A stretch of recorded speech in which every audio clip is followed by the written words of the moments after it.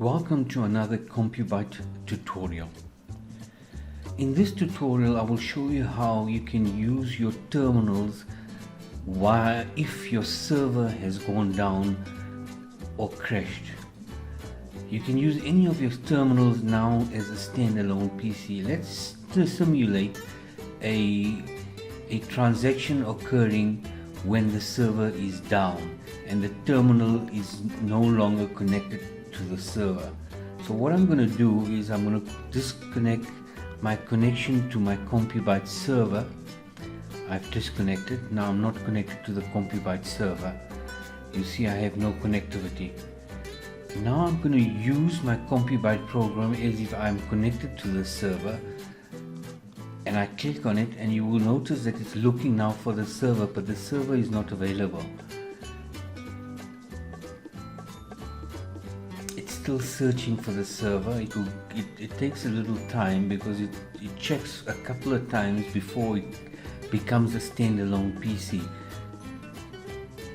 What really happens in the background is it pulls and looks for a server all the time. Now you see it hasn't found the server in the required time and period, so it gives you a warning. It seems that your data drive is not connected, so you know you're not connected to the data drive, which is your server. So I click OK. Then it gives you another message: cannot find the company information from the data drive. P, check your network connections to your server, or click on connect to server icon on desktop. We'll try 3 times and then close the program. So if the server somehow does come back on, you can basically just click on the CompuByte icon or click on the connect to server icon, and then click on the CompuByte icon and continue working as normally. But in this case we're not going to be still connected to the P drive or the data drive, the server drive. So we click OK. It will give us a second warning, then a third warning, and then it comes up with the emergency standalone control form. Now here it tells you which terminal went down. It tells you terminal number 4 went down, which company it went down on, and it shows you the company name. And then interestingly it will tell you when the backup was done. It was done on 06/10/2020 at 2:08 AM. So you know there is a backup, which is quite a new backup. Even if it's not a new backup, it could be a day or two ago, it doesn't matter. It still has all the PLU codes with the setting prices which you require on a standalone PC. So what I'm going to do, I'm going to say I make this terminal a standalone PC. But before I can do this, you must always remember to set parameter 506. 506 is an important parameter which you set your password so that nobody can just go and make the terminal a standalone PC without having the standalone PC password. So I'm going to put in the password for the standalone PC, and then I'm going to click make this terminal a standalone. So now it's going to make this terminal a standalone. You see it's copying the files, and it tells you terminal is ready to be a standalone PC. Please press OK, then click on CompuByte icon on the desktop. So you click OK. Now what the computer has done, what the program has done, is it is now going to be working on the local drive instead of working on the server. So you don't have to worry if your server is up or running.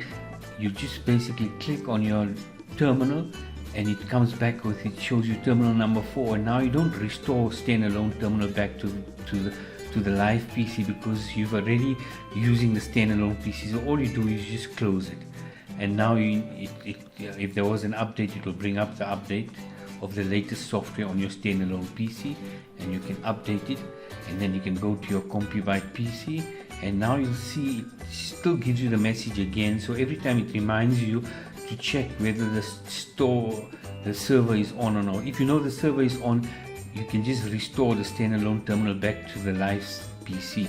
But in this case the server is not on, so we're going to close the program and we go into the CompuByte program as normal. You'll see an interesting thing here is you'll see the program is running in standalone mode and the data drive is C. So the data drive is no more P, which is the network drive or Y or whatever name you have given it. It is now running from the local drive, and you're not connected to any server. You've got all your information still there. You've got your company names, your details, everything. Now you put your operator number 1 and you put your operator password 1, 2, 3, 4. Now I'm into the system. Now I'm working on my local drive. You see the icons have changed automatically. While you're working on a standalone PC, you can only do cash sales and account sales. It doesn't allow you to do anything else. This is just a security so that you don't have a clashing of document details or document PLU codes when other terminals on the network are also being used as a standalone PC. So I'm going to go into cash sales, enter, and now I'm going to, you see, it tells me again it's running in a standalone mode, so you know that you're running in a standalone mode with limited functionality. So now I'm going to go to cash sales, enter, and I'm going to put in an item that I know it's 1 minus 1, it's 1 and it's 500 rands, enter, enter, enter. Now I'm going to end the document, end the document, end the number of copies, I'm going to say 0 and enter. So this document is now not stored on the server because the server is down. It's stored on the local drive, and you can continue working as if it was stored on the server. You continue working. Now I can do another. I'm going to do an account sale. I go F4 account sale. I click on account sale and I'm going to choose the test account 3, and I'm going to invoice out 1 minus 10. Etc. It's 1 unit, and I'm going to invoice for 900 rands, enter. I end the document, okay. I say number of copies, I say 0, enter, and now this is an invoice. It's also stored to your local drive, and in your local drive it also has the last balance for this customer, so you can continue working and invoicing to this customer. The only thing is, because you are not connected to the server, the customer's overdue account status will not be available to you all the time as a live status. So now what I can do is I can also process a receipt to the customer. So I go to account sales, I choose customer number 3, and as you see, they're owing me 7,800, and I'm going to pay the account. I put my access code in. I'm going to pay 7,000 rands the customer gave me, so I put in 7,000 rands, right, and I put a discount value of 800 rands. So now the total amount is paid. I update it, finish receipt the program, number of copies I make 0, enter. Now what happens is, this is a receipt, so when you're going to be restoring the file, it will always ask you to confirm this receipt again. So you can do it while you're doing the restore process back to the server. Now I'm going to do another cash sale. I'm going to do another cash sale. This time I'm going to do it to Munira Suleiman. I press enter. I put the computer code in, 1 minus 4. Or here I can even search for codes. So I can put in ZAK and it shows me all the Zakah funds. Or I can put in games, GAMES, and it shows me all the games. So all your search functions also work in your standalone PC. So I put my access code in, and I sold the game, and I end the document.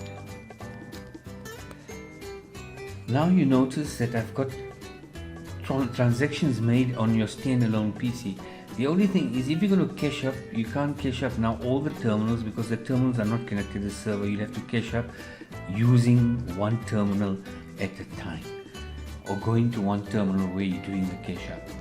Most probably you can also see going to your main menu, and you can say sales analysis, and you can say main menu sales analysis, and you can say view sales stock, those multiple terminals. You put your access code in there, and you can see which date you want to view it. You say OK, and you see these are the transactions that I've done. I've done total sales of 2,760 rands, and I did cost of sales, that is it. My minus profit, my cash in at till is 8725. I got accounts paid 7,000 rands, so I got 8725 in that till, so that is correct. So you've cashed up correctly as well. Now an important thing is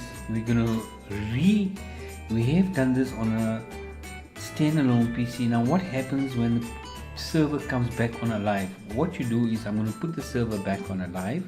So I'm going to connect to my server. I'm connecting to my server.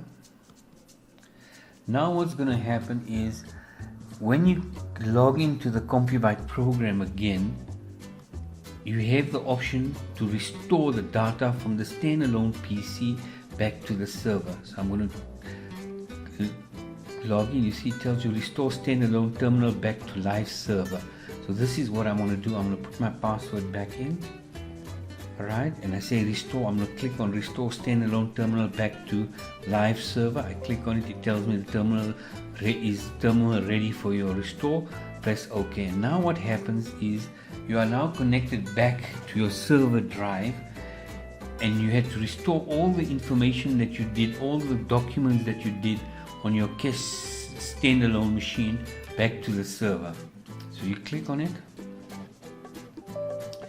If there is an update, it will pick up the update.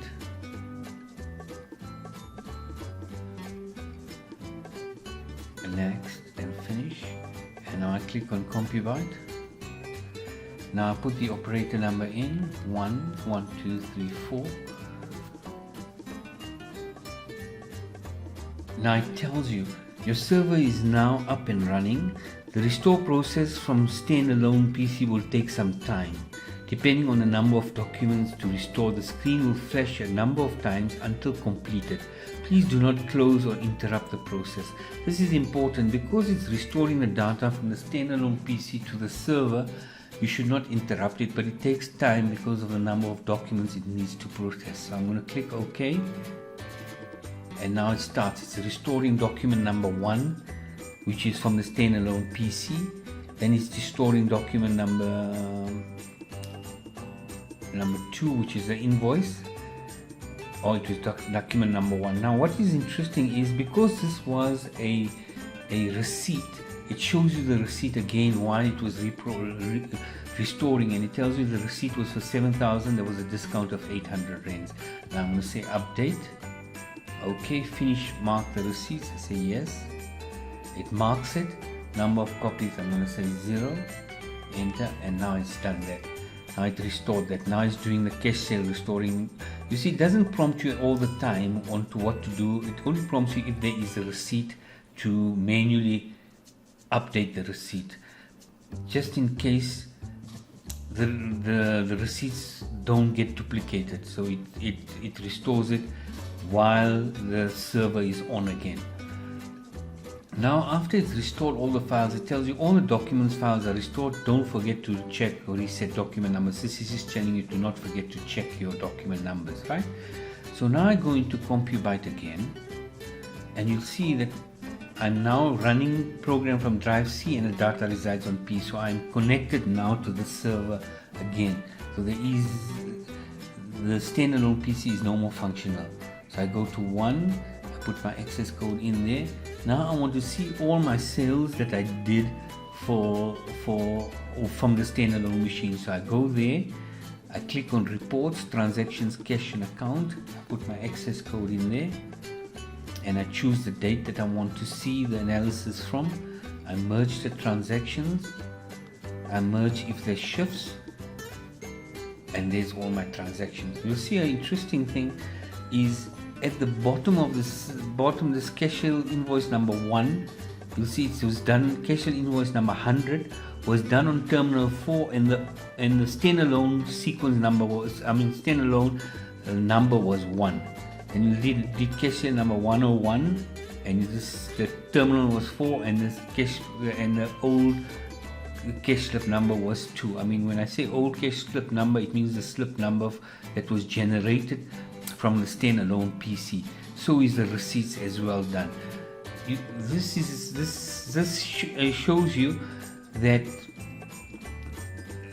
shows you that you have done that. It has restored all your documents to your server from your last standalone session. That is all I can show you. Thanks for watching, and remember again that you have to set parameter 506 to use this functionality. Bye for now.